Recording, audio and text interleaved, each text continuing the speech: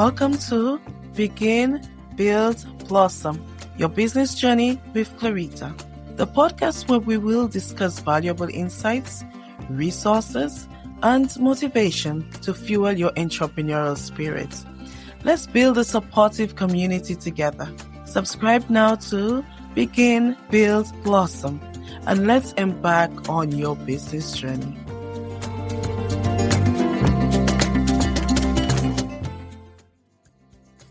Let's pause for a moment to hear from our sponsors. You've built a name for yourself through hard work and dedication, but does managing the business side feel like a distraction from your true passion? Are you dealing with unmanaged finances? CME Accounting LLC is here to help. We specialize in organizing your financial records, allowing you to focus on what you do best. With organized books, you'll have more time for what inspires you, whether that's expanding your influence, building relationships, or simply enjoying life. Don't let unmanaged finances hold you back. Reach out to CME Accounting LLC today and let us help you thrive. Visit our website www.cmeaccountingllc.com or email us at admin@cmeaccountingllc.com. All right, let's jump back into our conversation. Good day. Welcome to another episode of our podcast, Begin, Build, Blossom. And today we have with us Kiera Peppers. Kiera is a music teacher and an illustrator from the Bronx, and she's also my daughter's music teacher. So Sierra, my daughter, absolutely loves spending time in Kiera's class, and I think that's the most fun she has all day. And she actually remembers what day it is, and she said, "Oh, it's music class today." So welcome, Kiera. Thank you. Thank you for having me. I love Sierra. I love you guys both. We love you. We love your class. We love Bronx School for Music. We love the community there. I think I came for the class, but I didn't know that I was actually getting a whole community. And I'm so appreciative of that. Yes. We're glad you love it. That's what we throw the events and everything for. So hopefully when the weather warms up, we can do more. Oh, I'm very excited. I know there will be more, so I can't wait. Oh, there will be. There will be. All right. So we're going to start with a segment we call Rapid Fire. So that gives us an opportunity to get to know you a little better. So can you tell us 2 words that describe you? One that describes you now and one that describes you as a child. Okay, I'll start with as a child, eccentric, and now zany. I'll say that. Okay, nice. We'll take that. Okay, and tell us the name of your business and what you do in business. Yes, Studio Pimmy. I am a freelance illustrator, but I also illustrate my own music resources for music classrooms, homeschool situations, that kind of thing. Oh, great. Thanks. And what were you doing before you started your business? I was an elementary school music teacher. Nice. The way you are with the kids is just so amazing to watch. Oh, thank you. I could tell you have a lot of experience with them and you love being with them. I love kids. Yes, I love kids. Mm-hmm. All right. And for your business, are you full-time or part-time? Part-time. Okay. And how long have you been in business? Oh, actually my first full year. I've completed my first full year in December. Congratulations. Thank you. That's amazing. Thank you. All right. And since you've been in business, what is the highest high that you've had or you've experienced? Oh man, what a good question. I would say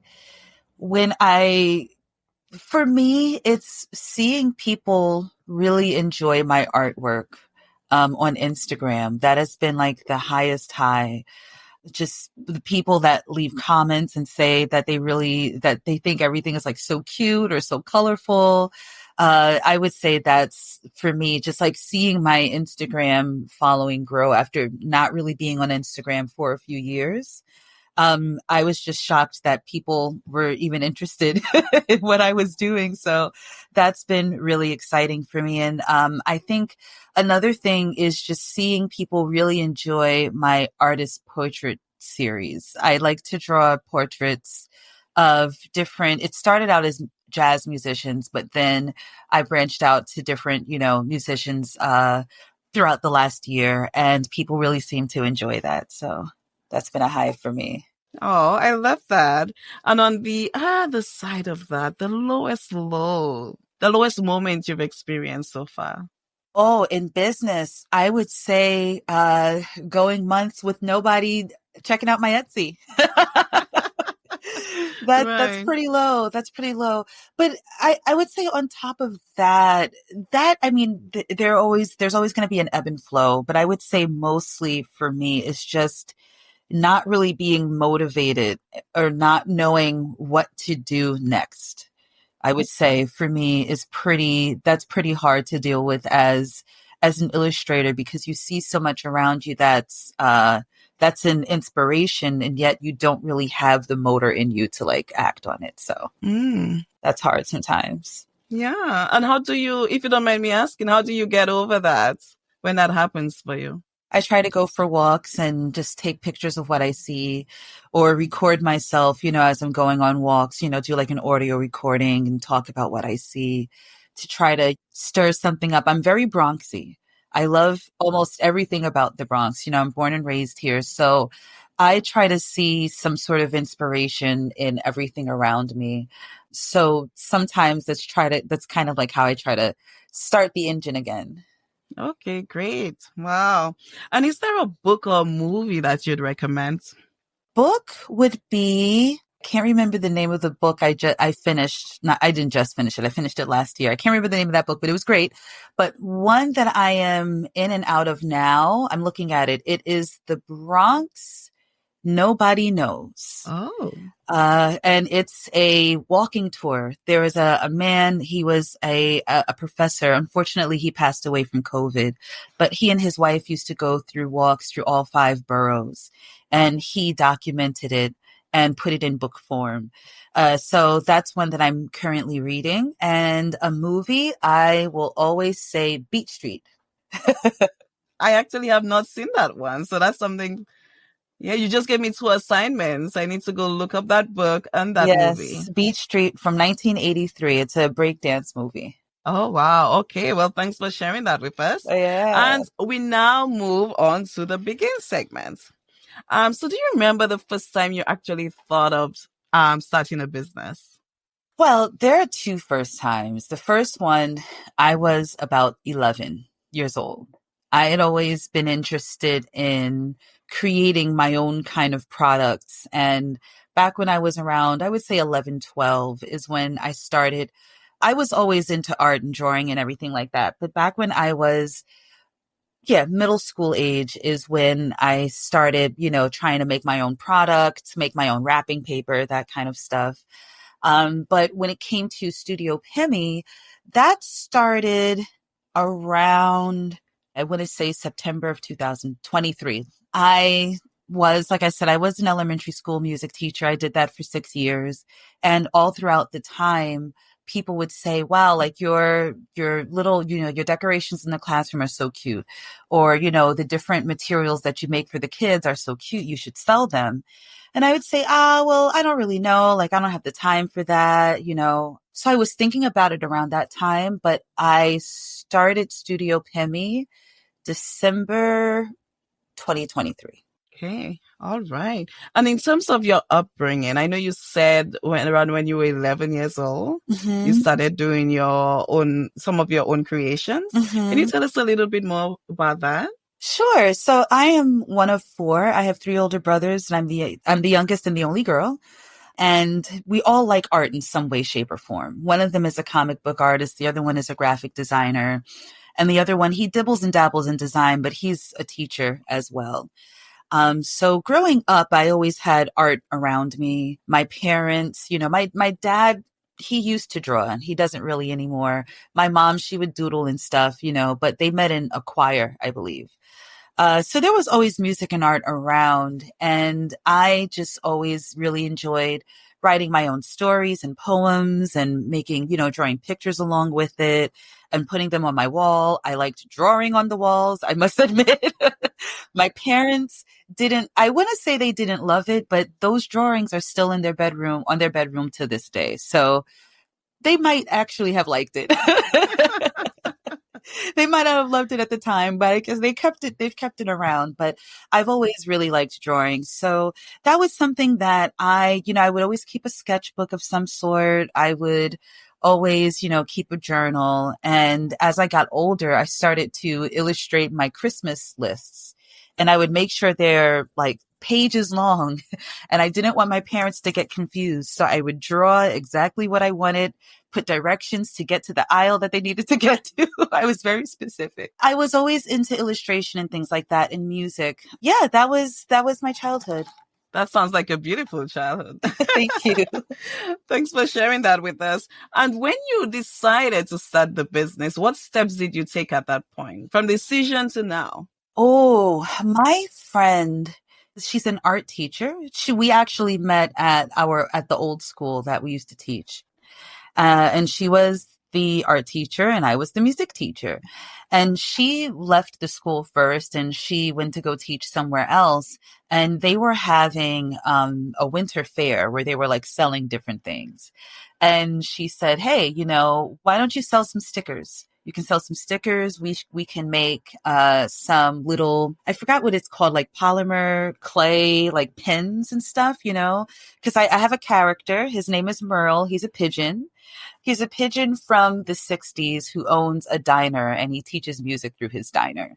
So she said you could make some Merle pins and some Merle stickers. So that was really my first step into really like digging into this Merle character, seeing everything to fruition, getting prices together, and we sold them. I didn't make many sales, but it was nice to at least see what it's like, or how people engage with my product.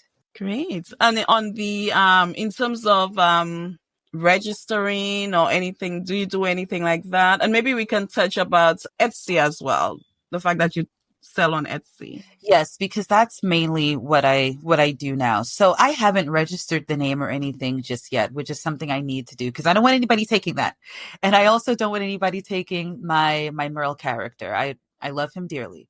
So I need to do that. But as far as with Etsy, what I love about Etsy and what most people will say is that it's very simple to start up, and really with Etsy, you just need an idea, especially if you're doing digital product. With uploading it, I think it's like 20 cents just to list it. And I think you might pay the 20 cents like maybe every month or something, but you get to, list them and they stay up for about 6 months or so. And then you relist it. It's a very user-friendly way to get started, and that's something that I would recommend to people if they have an idea, especially again, if it's digital, because sometimes if you have physical products, like then you have a lot of overhead costs, you have to, of course, buy the materials and all these other things. I was lucky with my friend. She makes jewelry. So she had the clay and everything on hand. She had the materials for tote bags and for, stickers and everything. So I was able to work with some of her materials. But as far with just like starting up and getting everything ready with Etsy, it really started first with, of course, the concept, but then also getting promotional materials ready. I would say the most, maybe not taxing, but the most in-depth thing that I do with Etsy is getting the listing materials ready. You have to go into Canva and sometimes there are templates for it. Personally, I like to just design my stuff from scratch, but you have to think of what your brand is going to look like, the color scheme, how are you going to market this? There's so many steps before you actually list something. Oh, yeah. Thanks for sharing that. I'm always on the other side of Etsy when I'm doing the purchasing. So it's good to know what happens on the other side as well. And it sounds like you got your first customer at the event that you did with your friend. I did. Yes. What was that feeling like? It felt so good. You know what? It was one of her students. So she showed them my Instagram with video or pictures of I wish I had my phone on me. I would show you, but she showed them pictures of my pigeon illustrations, and one of her students fell in love. And then she texted me that morning of the store, the fair, And she showed me her student's notebook, and her student just drew different pictures of pigeons with cats. And she was like she's, oh my goodness, she loves Merle so much. Like, she's going to be your first customer, I bet. And sure enough, like, she came down, she bought, I think she bought a pen and like 2 stickers or something. And she gave me a hug. It was very cute. It was really sweet. So that meant the most to me, because it's, one, like I said, I love kids, but that's who I made Merle for. I want children to just have like a silly little character to be able to learn music through, and I'm really glad that it resonated with her. And then after that, I think, there was a family, and then there was a guy who he was going to his friend's birthday party, and it just so happened that his friend loved pigeons. So he bought a sticker. That was really great. Yeah. Nice. That's beautiful. And in terms of the name of the business, what's the story behind the name? So there's a really big Japanese film company called Studio Ghibli. And they do such amazing work with their animated films. The main composer of their films, or at least throughout the last few decades, has been Joe Hisaishi. And Joe Hisaishi is such an amazing, amazing composer. His scores are just beautiful. People have made so many renditions of his music. It's very moving, and you can hear the different jazz influences in his music. I forgot his real name, but his real name is not Joe Hisaishi, but he was looking for a name that sounded American. And then he also named himself after Quincy Jones. So it's nice. And you can hear some of Quincy Jones's influences in his music. But since I wanted to do something similar with Studio Pimmy, in that I originally wanted, and I still do, but these also are very time consuming, but I make videos that, teach different elements of music theory, or just like reading music through food. And I illustrate them, I produce the music for them, but it takes a very long time. So I wanted to go with Studio something. I didn't want to do Kiki. Kiki is my nickname. I didn't want to do that because I felt like it was too on the nose and too obvious. But I went with Pimmy because it's short for pimento, like a pimento pepper. And my last name is Peppers. So that's how I went around to like Studio Pimmy. Nice. I love that. Okay. And now we're going to move on to the build a segment. So if you can tell us maybe one of the boldest move that you've made since starting. So I know starting a business is a very bold move. Since then, if you can talk about any of the big moves you think you've made. I would say doing that winter fair for me was pretty bold. I really thought that it was going to be easy. I figured that, okay, you just make all the stuff, you put it out there, and people will come. And that's not how that worked. I was selling alongside my friend. She was selling her jewelry. She makes amazing jewelry. And that was a hit. This was around Christmas time. People are buying gifts and everything like that. And, people would buy my stuff, but they were also saying, oh, like, this is cool, but I don't really get it. What is with all of these pins with like coffee and croissants and stuff like that? I think going into it and just making so much stuff and not really focusing on one concept, like maybe just stickers, just a sticker sheet, just a few stickers, and just making so many things for people to choose from was a little bit of I would say for me, that was pretty bold. And then on top of that, I would say just starting the Instagram for me was personally, because one, I wasn't really on Instagram like that before. I was a little bit over the pandemic for my last job because we still wanted to engage the students. But personally, I have a few Instagram, profiles that are in like the internet graveyard. But I would say for me, just like taking that step, because it took a lot of convincing on my friend's end. And then once I did, I was only checking Instagram on my laptop. And then she was like, no, you've got to put it on your phone. You've got to engage. So I did that, and just putting myself out there and trying to develop confidence in what I offer. for me has been a pretty bold step because that's something that I've always really struggled with. So just saying, okay, like it's okay. I deserve to exist in this space. I like to draw just like everybody else, that's on here that's an illustrator likes to draw. So I can be here and that's okay.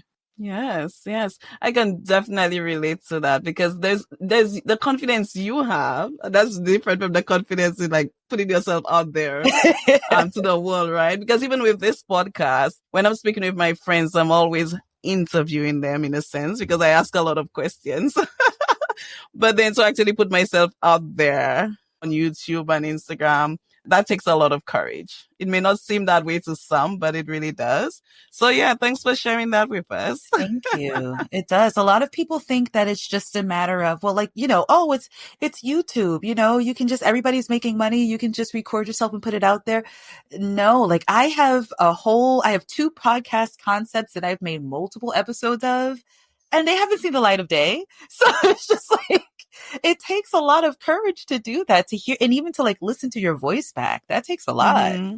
Yes, it does. And we did talk about those podcast episodes that you're working on. So we need to, chat about that a little bit more and see how I can help. Maybe I can be one of your first listeners and then we'll take it from there. Yeah. It's interesting stuff. So we'll see. Yes, yeah. Okay. And in terms of team, what does team look like for you? Whether you have one or not, what does that look like? Me and my furry baby Hazel. That's the team. Well, occasionally I will say, like my friend Val, the art teacher, she is very instrumental in, helping me with different things and really getting me going on Instagram and Etsy and all this other kind of stuff with the fair. So if I do have a team, she occasionally is part of it, but it's really me. But I don't know if I love working on my own, It's nice to have somebody sometimes, I think, but in many of the positions that I've held throughout the years, ever since I've even gotten into education, eventually it's just been me. That's how it is right now in all of the positions I hold. It's just me, so I mean, I might have somebody over me, but as far as like working collaboratively, like I said, I have maybe like two other people, but on the day-to-day thing, it's just me. With Studio Pimmy, it's just me.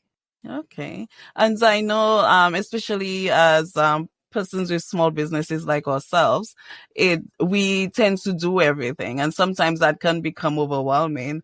So how do you deal with that in terms of, for instance, maybe some admin stuff that you have to deal with, or even your accounting, like Etsy and all the money that comes in?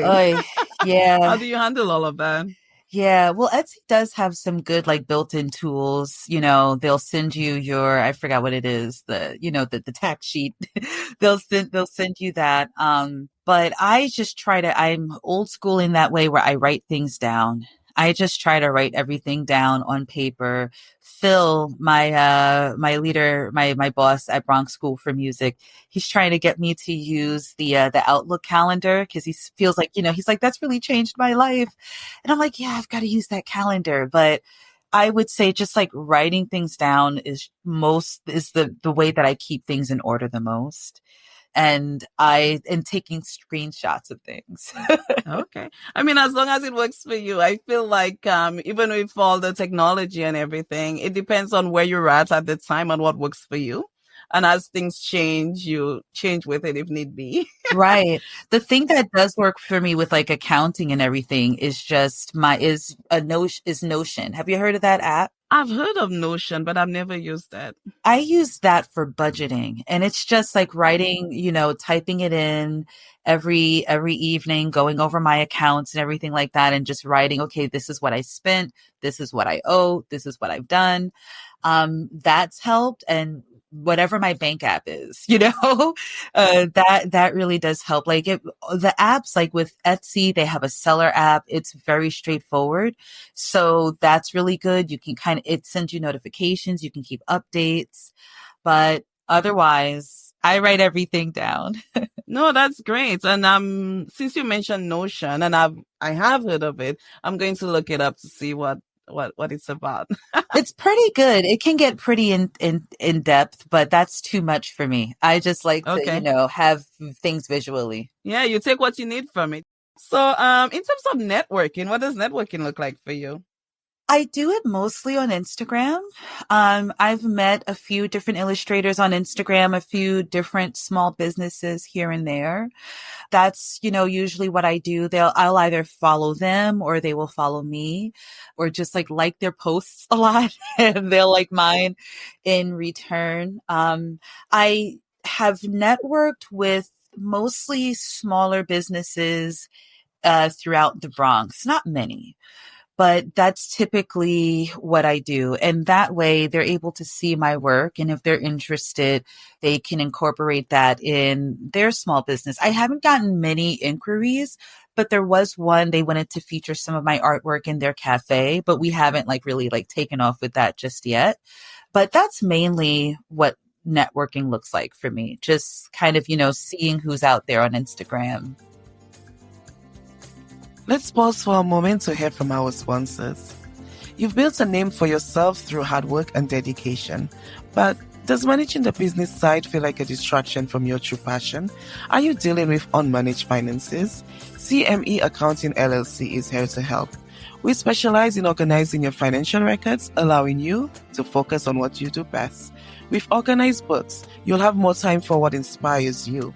Whether that's expanding your influence, building relationships, or simply enjoying life. Don't let unmanaged finances hold you back. Reach out to CME Accounting LLC today and let us help you thrive. Visit our website www.cmeaccountingllc.com or email us at admin@cmeaccountingllc.com. All right, let's jump back into our conversation. And I love that idea. I actually have a client who does that. She gets her work, her art displayed in places like cafes. So that's a very good idea. Yeah, thank you. Yeah, people are always looking to see like different ways they can incorporate artwork into what they do, So for me, I'm golden like if a company or something like that just, hits like on what I do. So that means they saw me, so you can get the ball rolling from there. Great. I want to talk a little bit about Merle. When do we get to see more of Merle? And are you thinking of maybe a book or anything like that? I have thought of a book for Merle. I want to do more illustrated stuff with Merle or more animated stuff with Merle, but I need a good voice actor for him. Merle has a very specific voice he sounds like an old geezer from the Upper East Side. That's how Merle sounds.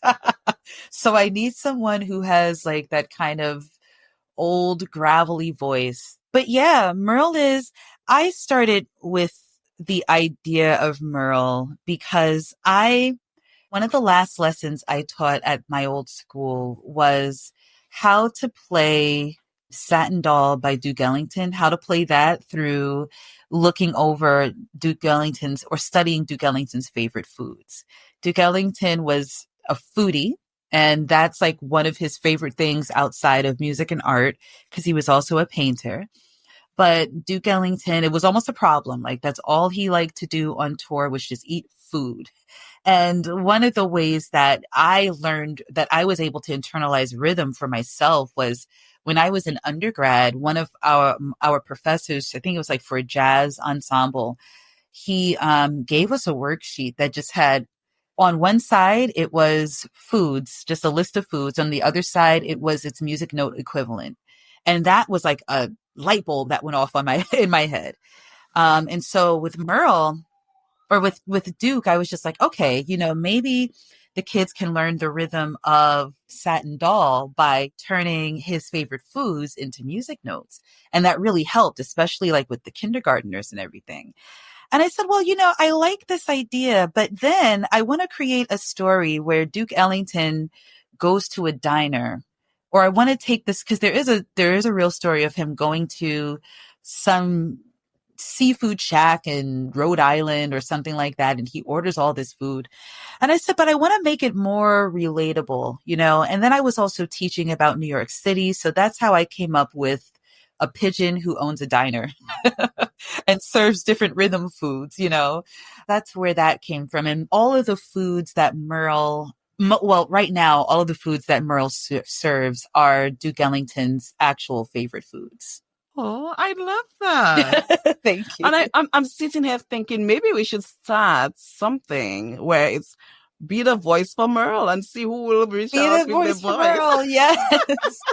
Be the voice for Merle, yes, because and just he see needs it. who sends who send samples of their voice, and maybe we will.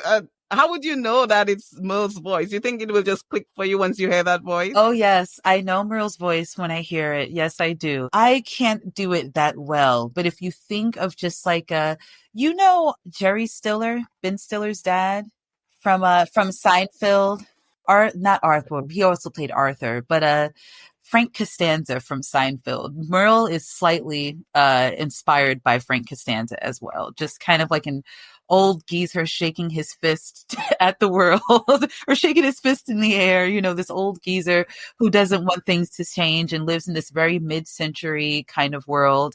But because again, he exists in the 60s, more or less. But, different modern people do visit him. It's like a time traveling thing. But I know Merle's voice when I hear it. I feel very invested now. We need to get voice for Merle. So anybody listening who thinks they identify with Merle, please reach out, okay?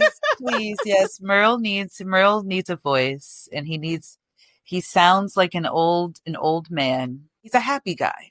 Yeah, and kids, I guess kids love to be around Merle. They do. They do.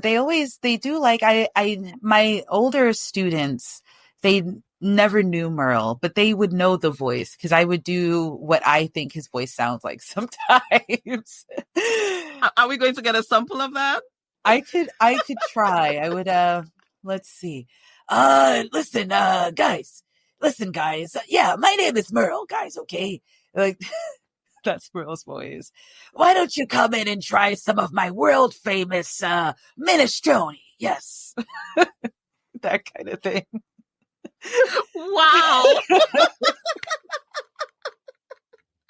I love Merle. Oh, goodness. Sometimes I would talk to them like that. I would greet them outside the classroom. Okay, you ready to start music class or not, guys? Come on. You're going to get in line. Okay, I see. Little Dennis is ready. All right. It looks like Mary's ready. Okay, you can go inside and take a seat. Oh my God, you sound so different. That's Merle. Oh, I can't wait to hear more of Merle. That's Merle. That is Merle. Yes. Okay, we need a TV show. We need everything that includes Merle. That is Merle. All right. It's kind of hard to talk about struggles after so much fun. Yes. But I would like to. Is there something that you'd identify as a struggle for you since you've been in business? Oh dear. Yeah. I would say confidence and motivation because there's so much out there. The world is saturated with artwork and color, and everybody wants to be seen who's putting themselves out there. And you think to yourself, I use the same product, I use Procreate too. I use the same pencil in Procreate. Why is theirs so polished and mine isn't? Hey, I've been drawing for X, Y, and Z years. Why does theirs look like this and mine doesn't? And just, nobody's going to want to see this. Man, I didn't get any views on my page today. I didn't get any views on my store today. What's going on? And then feeling like I don't have anything to offer. I'm tired. I don't have any time because I do it part-time. I have other things, I teach for 2 music schools. Bronx School for Music is one. And I do a lot of, back-end stuff for BSM as well, which I absolutely love. But sometimes I just don't have the time for, Merle and the other things. So sometimes feeling like I'm maybe not as focused as I need to be, or feeling like, there are already things out there that people offer that seem to resonate more with other folks. And then there's the struggle of just being myself. You asked earlier, what was a word to describe you as a child? Eccentric. I was an interesting kind of person, as a kid. And sometimes it was hard fitting in. That voice that I just did, if you could imagine walking into the music class that Sierra attends, and there's a child there that will not respond to their name. You have to call them a different name, and they will only respond in a certain voice. I did that very often as a child. There were times, and I did that till pretty late, I would say, in my elementary school life. So there were times when the teacher would call on me, I wouldn't respond to Kiera. And I did that for, I would say, if not a whole school year, then for about 2 semesters straight. Would not respond to Kiera. I only responded to Mr. F because that was the name of another teacher. And you had to call me that. If not, I wasn't responding. I wasn't putting that on my classwork, nothing. So just seeing how that person evolved throughout time. Of course, with this Merle character, there is a little bit of that same person in this Merle character. And it was hard for me seeing, I was doing that fair, selling my stuff, and everybody else was getting sales, so many sales. And then every now and then I might get maybe one, or somebody would look and pick something up and go, And I would think to myself, like, why isn't this resonating? Why isn't this connecting with people? And do I want to do something that connects more?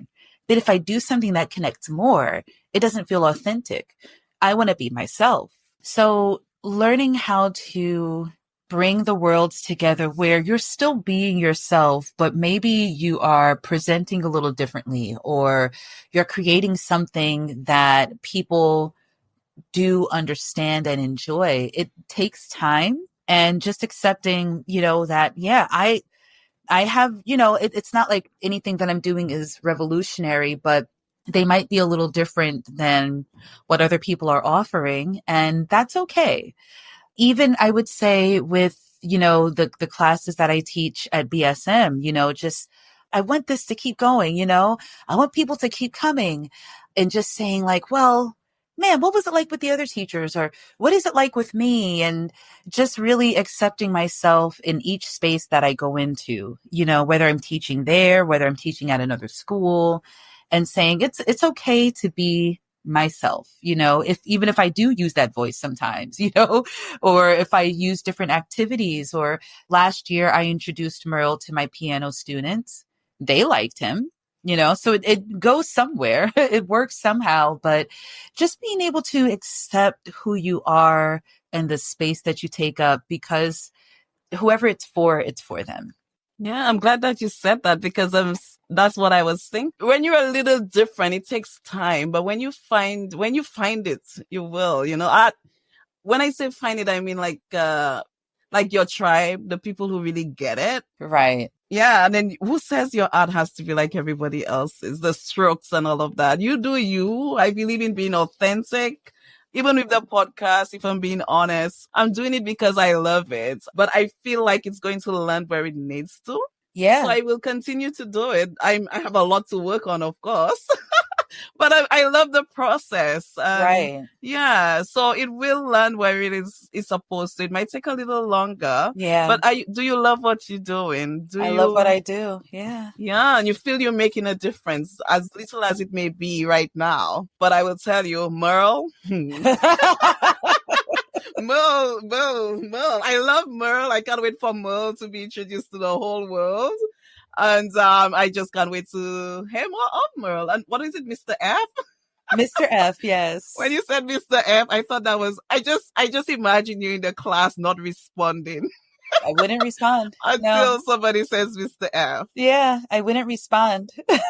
I actually feel like I see a little bit of my daughter there, like when you said that, because I could see her eventually being like, nope, I'm not. You need to call me Mr. F.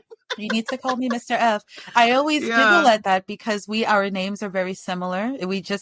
I have one different letter and she has an extra R, or I have one less R, but we have very similar names. But she resembles people in my family, physically she does, but I, was similar to her in some ways, just with like her interest in music and stuff like that. When I was little, she's so adorable. When I see her, I see a lot of myself when I was little.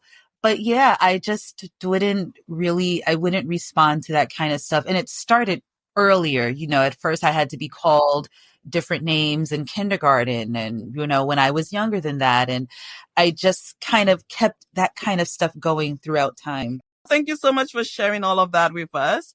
We'll move over to the Blossom segment. And I just have one question there for you. What does success mean to you? People enjoying what I do. If people really enjoy my artwork, if they enjoy the videos that I make or the posts that I put up, on Instagram, I feel successful. When I see my Instagram grow, when I see that people are leaving comments, and it's not merely, I shouldn't say merely, because I love all the comments with, hearts, oh, so cute. I love all of that. But if somebody says, wow, this reminds me of, or, oh my goodness, I really like the colors that you use. Like when it's specific stuff like that, I enjoy that, and that feels successful.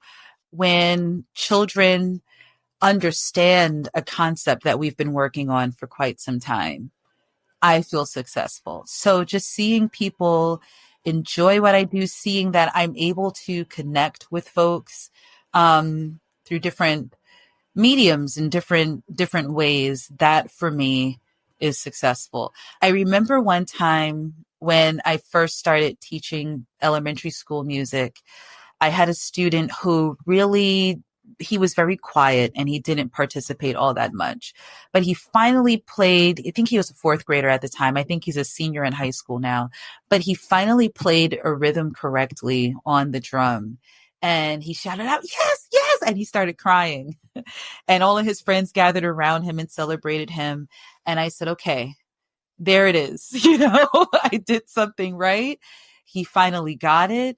That to me is a success. It's just being able to connect with people. So whether it's one sale or two sales, whether it's a child just like seeing the light bulb go off in their head, that for me proves that I've done something right. I love that. Beautiful. Oh, thanks so much. Listening to you speak, I just kind of saw you in front of, my daughter's class, and it's just so beautiful to see that. And oh, thank you. Just to see the impact that you're making on those little lives, and us too as the parents. That's the most musical I probably get engaged in. Mm-hmm. And I just love the smiles on their faces. And even my daughter, the way she just closes her eyes and she just goes to the rhythm and she's just so engaged. We really look forward to our classes. So I'd encourage others to just come join your class. Yes, yes. I love that. I always want for parents to realize, and it's hard sometimes. It's very difficult. And the parents are the second student in the class. And I always want them to realize that like there's no judgment and you are a child as well. Engage your inner child, because for 45 minutes, this is where you can do it. You are a parent and an adult all throughout the day and taking care of so many other things. When you get here, just be silly. It's cool. Yeah, and it's interesting you mentioned inner child. By the time we play this, I would have turned 40. So Whoa, congrats! Yes, thank you. I'm right behind you, sis. I'm right behind you. Oh, nice. And I've been thinking so much about my inner child because I feel like that has helped me so much. The good part of it, revisiting those dreams that we had, just enjoying life the way we meant to, because, adulthood brings so much with it. And I'm just glad that I have the opportunity to kind of rediscover that with my daughter. Yes. And I'm really enjoying that journey. Yes, all the time. Soak up as much of that as you can. Yes. Oh, yes, for sure. And as we close out, this has been so much fun. Yes, I'm enjoying myself. Great. As we close out, I'd just like to ask 3 practical tips that you'd like to share with someone who's currently on their journey or maybe trying to start, or someone who's been doing it for a while and they just need that little motivation. Let's speak to them. I would say the first one is just try to synthesize, narrow down what your niche is, narrow down what your interests are. A tool that I forgot to mention earlier is ChatGPT. ChatGPT, people have, they have their hesitancies and everything like that about it. But truth be told, you can use it whichever way you'd like. If it's proofreading something, if it's just spitballing ideas, how does this work? Can you, analyze this, and compare it to what the competition looks like? Can you quantify this? So narrow down what it is, what your interests are, and see how you can monetize that. For example, with me, I liked to make my own materials for my music classroom. How can I present that or monetize that for the world? Okay, I can create digital products. Great. Alrighty. So then what themes can I go with? What is, trending right now? Write all of that down. And then again, like if you need ChatGPT, if you don't have a friend to call in the moment, you could fire up ChatGPT. How does this sound? What's trending right now? I would say another thing is just like finding going on like the whole ChatGPT thing, like finding which tools will help you do that best. So for me, it's Procreate, Canva, ChatGPT, and Soundtrap or GarageBand. Procreate is for illustrating in, Canva is for making my marketing materials or my listing materials. Soundtrap is for producing all of the recordings and everything that I do. And then, of course, ChatGPT is proofreading. Like I said, like stacking up the competition, that kind of stuff, seeing what's out there. And then 3, this is so cliche, but it's true, is just putting it out there. Even if you just do one. My Instagram started with one post. I believe it was a sketch I did of a squirrel named Maxine who had on a cute pair of Chelsea boots, and she was at Fort Tryon Park trying acorns. She was trying an acorn, a fictitious acorn latte at the cafe they opened up in Fort Tryon Park. Just put it out there. It's quirky. Yeah. But people like cutesy stuff. So you put it out there and you see who's out there. You write your little blurbs and just be consistent. Find the time to be consistent. So if I could go over those one more time, it's just narrowing down what your niche is by your interests and seeing how you can monetize it. Yeah. Everybody might have a candle company, but maybe you like certain scents that other people aren't putting out there. Everybody might have a podcast, but like yours, like maybe this is a podcast where you're helping people, discover how to put their business together and network and everything like that. You find the tools that work for you and just keep that in your arsenal. And 3, whichever platform you need, whether it's YouTube, Instagram, TikTok, Facebook, put it out there on those platforms and just consistently see the reaction. I couldn't agree more. Yeah, thanks. Thanks for telling us that. And I'm taking it in myself because I need to be reminded of that. Me too. So thank you. I'm like, all right, be consistent, yes. Yeah, especially the consistent part because it's so difficult. Yes. But it's good to make the time for sure. Another way to be consistent is by building our network and finding community. And that's one of the things that we try to do with this podcast, try to create a community or guests and our listeners together. And one of the things we do is encourage listeners to reach out to guests. So is that something you're open to? Yes. Having somebody call you to talk? Yeah. I will say I am easier. It's hard to catch me on the phone. You can either email me. I'm really good with emails, or like on Instagram. On the phone, you're not going to catch me that well. Okay. So give us the best ways to reach you. Sure. My Instagram is, I have to visualize it. It's Studio Pemi NYC, all one word. And Pemi is PIMI. And then the email is that studiopeminyc@gmail.com. Okay, great. All right. I'll be sure to include that in the show notes so that people can reach out to you. Well, thank you so much. I've had so much fun with you. I've had a blast. Thank you. Great. I love that. So I'm sure we'll be seeing more of you. We hope to have you on again. Oh, I'd love And to. yes, we'll definitely schedule that. So again, please reach out to Kiera. She's happy to hear from you. And Kiera, thank you so much. And we look forward to speaking with you again. Have a good day. You too. Thank you. Thanks for listening to this episode of Begin, Build, Blossom, Your Business Journey, a CME Accounting LLC podcast. Please subscribe and be on the lookout for our next episode. If you'd like to share any feedback with us, please email us at podcast@cmeaccountingllc.com.